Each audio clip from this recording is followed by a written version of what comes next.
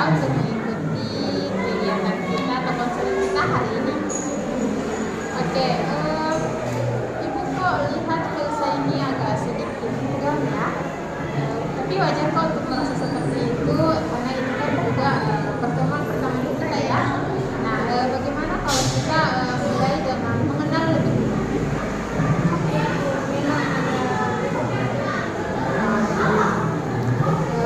Tidak apa-apa ya, kita di sini bicara santai saja. Mungkin sebelumnya Filsa sudah kenal dengan Ibu. Ya, oke, sudah kenal ya. Jadi Ibu namanya Ibu Salma. Jadi Filsa bisa memanggil Ibu dengan nama Ibu Salma. Jadi di sini Ibu akan mendampingi Filsa dalam sesi selama proses sesi konseling kita. Tapi sebelumnya Ibu ingin menjelaskan dulu beberapa hal penting sebelum kita mulai proses konseling, boleh? Baik. Jadi yang pertama itu Filsa harus tahu bahwa semua yang kita bicarakan saat ini itu akan bersifat rahasia.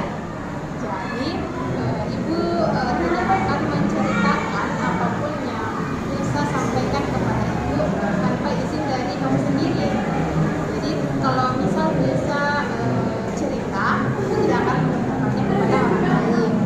Terus di sini juga Filsa bisa bebas mengungkapkan apa-apa saja yang dirasakannya atau apa saja pikiran-pikiran yang mengganggu. Dan juga di sini itu tidak ada penilaian antara benar dan salah juga. Oke? Jadi yang ketiga, Ibu harap keikutsertaan kamu dalam proses konseling kita ini bersifat kesukarelaan. Jadi Filsa sukarela ya mengikuti konseling kita. Nah, bagaimana? Apakah ada hal yang ingin ditanyakan oleh Filsa? Kalau misalkan saya cerita tentang nanti tidak bakalan Iya, jadi apapun yang kamu ceritakan itu tidak akan diketahui oleh temannya. Jadi ini akan bersifat rahasia, kecuali jika ada hal-hal yang membahayakan keselamatan kamu atau orang lain, mungkin baru Ibu perlu beritahu ke pihak-pihak yang terkait seperti orang tua atau guru BKM Filsa di sini atau wali kelasnya. Tapi di sini Ibu akan mendiskusikan dulu terlebih dahulu dengan Filsa sebelum mengambil tindakan apapun ya. Oke, bagaimana Filsa sudah lebih tenang?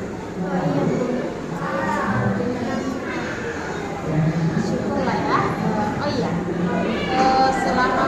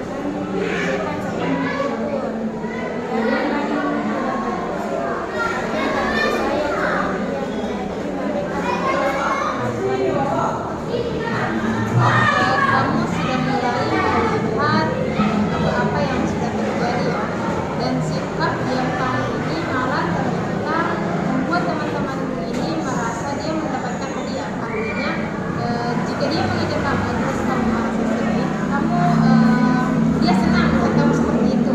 Jadi itu yang akan mengutamakan kamu ke depannya. Tapi menurut kamu, apa sih yang perlu diubah dari sikap kamu?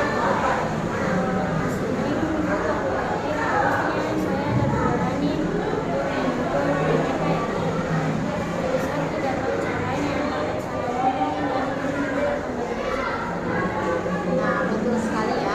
Jadi di sini kamu sudah mulai menyadari bahwa perlu adanya perubahan dari diri kamu dalam merespon teman-temannya yang mengejek maupun yang membuli. Nah, ibu lihat selama ini kamu itu cenderung memilih diam ketika ada hal-hal yang tidak nyaman seperti diejek atau menyebarkan teman. Menurut dari Fisa sendiri nih, apa yang membuat kamu untuk diam saja, tidak mau bercerita ke orang? Saya takut kalau dicerita karena ganggu kan. Karena nanti mereka juga marah dan tambah sering. Jadi ketakutan Fisa ini membuat Fisa lebih memilih untuk diam saja. Tapi dari pengalamanmu sendiri deh selama ini, selama diajak, apakah dengan diam itu akan menjadi solusi?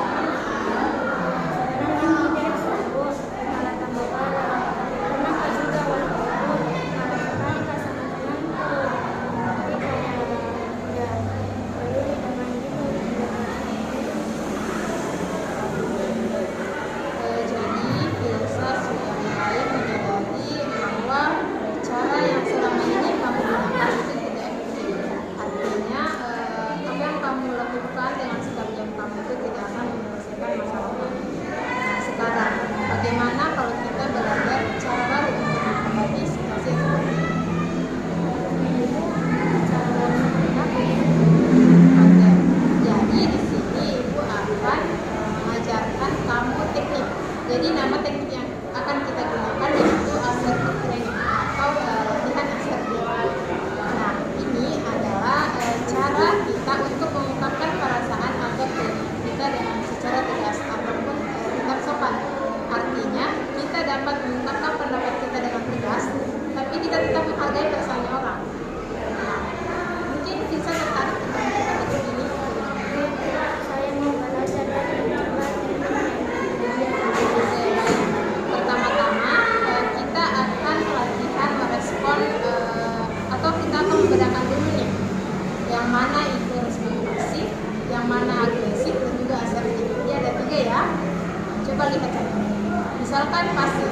Jadi pasif itu ketika kita diam saja saat diejek. Seperti yang Filsa alami saat ini. Artinya Filsa diam saja ketika ada ejekan dari temannya. Jadi yang kedua yaitu agresif. Agresif ini dimana ketika ada orang yang mengejek, reaksinya itu akan marah-marah atau mungkin balas juga dengan mengejek, bahkan bisa juga dengan memukul temannya. Kemudian yang ketiga itu asertif. Jadi asertif ini dimana kita bisa mengatakan dengan tegas, tapi kita